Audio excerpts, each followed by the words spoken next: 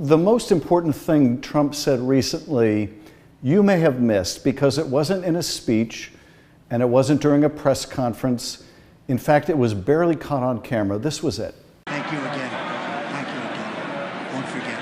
So good. So there he is right after the State of the Union address in what he probably thought was a private conversation, saying thank you, thank you, thank you to justices of the U.S. Supreme Court, and then looking at the Chief Justice, John Roberts, and saying, I won't forget. Now, in case you were wondering what it was he was referring to, it's a case called Trump versus the United States. This is a landmark case in which the Roberts Court gave the president immunity from criminal liability for crimes committed while in office.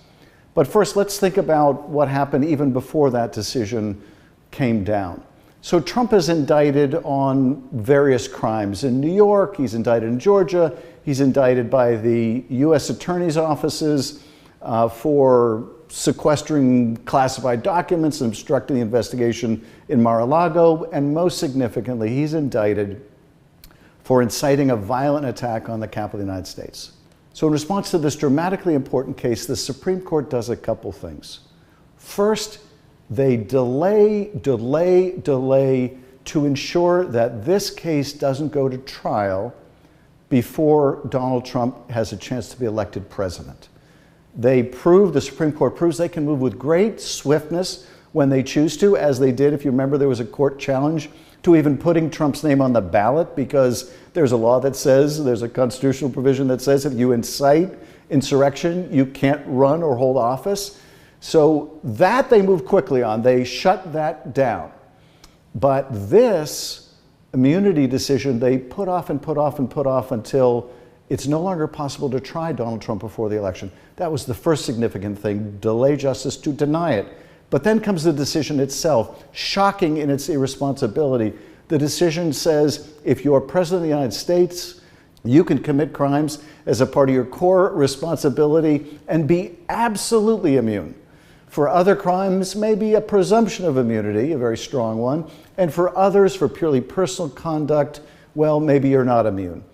But the core holding is if the President of the United States uses the Justice Department to commit crimes, he is absolutely immune. This gave Donald Trump carte blanche to use the Justice Department as a sword to go after his enemies, as a shield to protect himself. It allows him to put his own criminal defense lawyers in high positions. It allows him to intervene in specific cases, to tell the Justice Department how he wants those investigations to turn out. It would theoretically allow him to take bribes from foreign corporations under indictment to have those cases dismissed. All of these things could be done, and he would be absolutely immune. You add to that decision the president's abuse of the pardon power, and you have a president that is beyond accountability when they abuse and misuse the Justice Department. Because everybody else in that department, even if that court opinion doesn't apply directly to them, knows that this president, beyond the scope of the criminal laws, will give them a pardon on his way out the door. It is an invitation to lawlessness. As Justice Sotomayor said in that decision, it lies about now like a loaded weapon, this new immunity. But there's something more to this opinion that most people aren't aware of.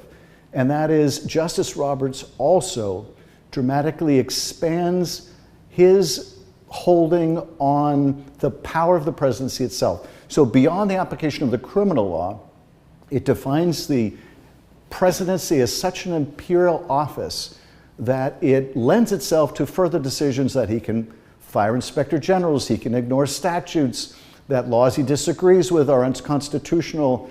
The consequences of that we can only dimly perceive now, but they have dramatically broadened the power of this corrupt president even more. Now, when Donald Trump was asked about this by the press, why was he thanking Justice Roberts?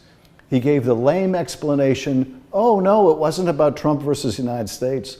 I was thanking him for swearing me in during the inauguration.